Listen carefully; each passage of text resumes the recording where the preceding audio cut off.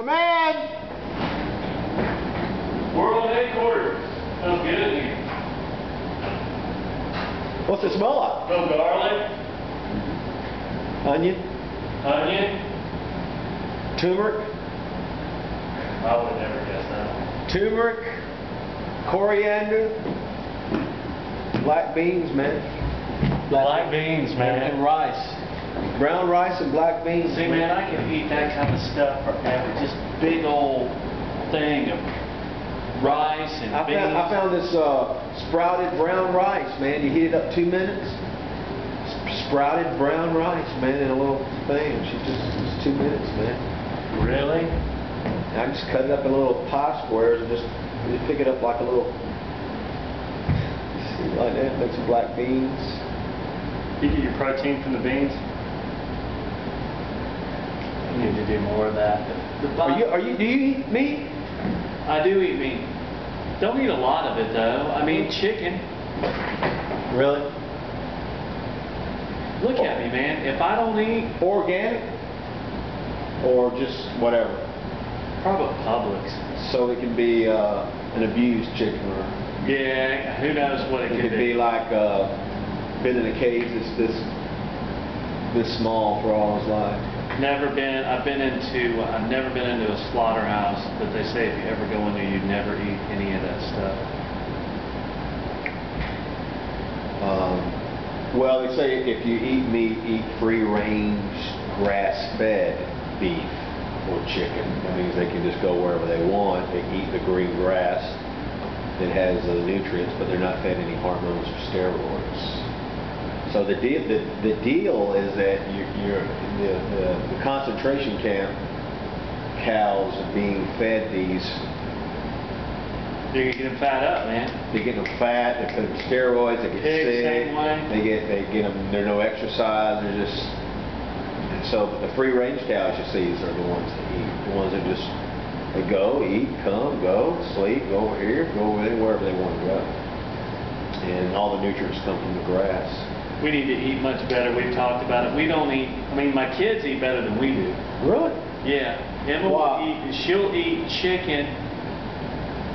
Well, for one thing, you know, it's complicated. Right now, I'm running 2 businesses, and so I get home late. So we never really eat as a family.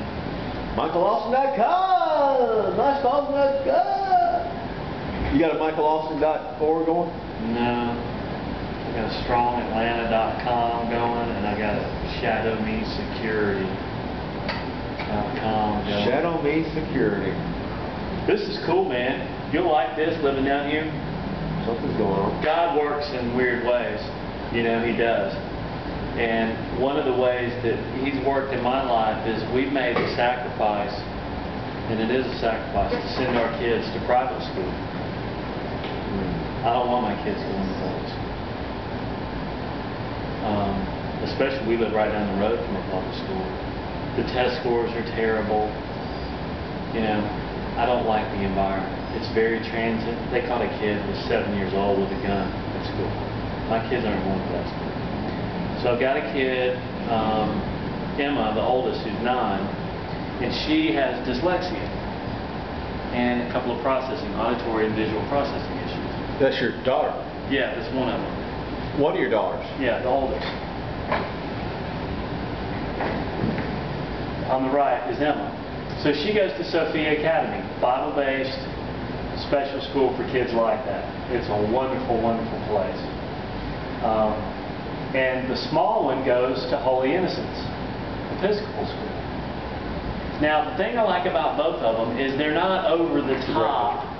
Thank you. They're not over the top religious-wise, but it's they pray, they talk to God, all their lessons are, why is this important to life, right? So you got everything you got everything you need as far as the basics for them. Right, the basics for them. You know where they are. It's not. And the people that I've met, Ross. That is at the school. At the school, people your age, my age, we're all kind of doing the same thing. It's not We have some friends that are extremely wealthy, but there's a lot of people who are just like us, man. They make the sacrifice. They don't go buy big houses. They don't go buy brand new cars. They keep their kids in private school. They're kids just like us. They're people just like us. Well, one of my buddies, I've known him for 3 or 4 years. He's got a successful consulting firm. He tells me one day, he goes, look, I think I need your help. I said, what do you mean? He said, well, he goes, I have this product that I developed with this software company. And if you've ever known software people and programmers, 90% of them are a little affected. You know what I mean? So he got in bed with this, Let's run some programs. Yeah, and I'll go in business with you, but I'm really not going to tell you what I'm doing. It'll work, okay? I'm not telling you what I'm doing. Well, anyway, he gets in bed with a software company because they have a very unique product. It's a personal security system that's based on your cell phone. So to make a long story short, the software guy, they were getting ready to get $1 million in investment funds. Not that they needed it, because Steve's got a very successful company, but he's as down to earth as you and I. You know. So Doug Noonan, or Tom Noonan, who started Internet Security Systems, wanted to put $1 million in. Internet Security Systems. He's a billionaire. And he's like, I love this idea. I want in.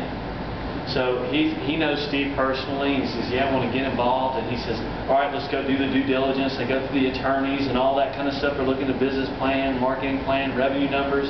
Revenue numbers for this are huge. And so it comes down to it.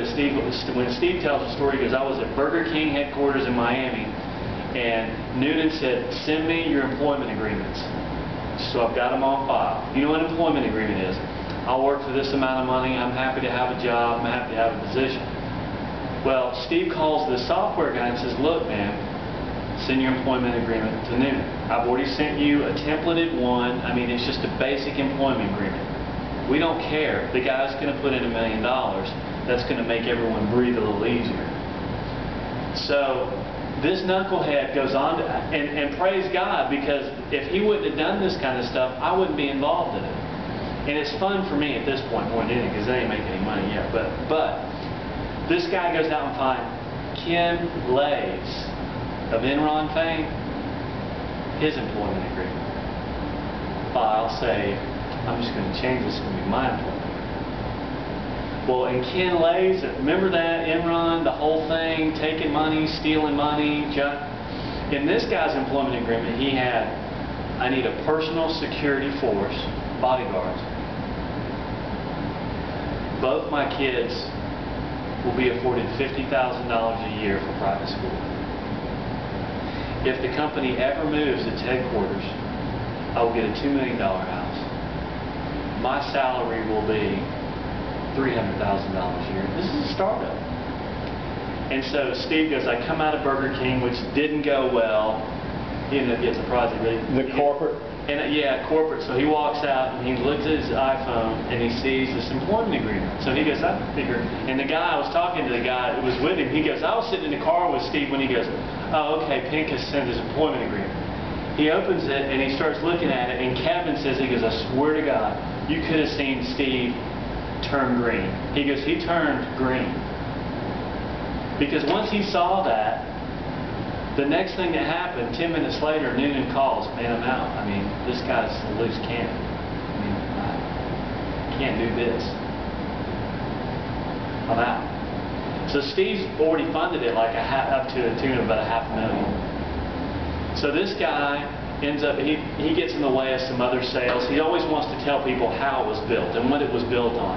And these are people that don't care. Does it work? That's what they want to know.